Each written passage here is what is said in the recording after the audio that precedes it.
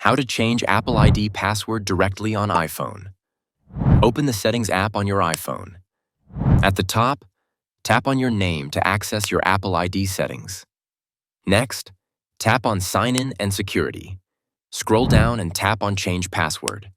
You'll be asked to enter your iPhone passcode. This is the code you use to unlock your phone.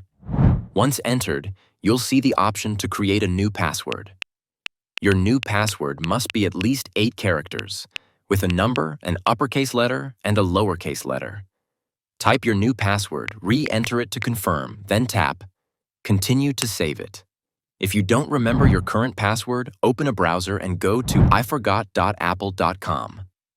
Tap Reset Password, then choose Reset My Own Password.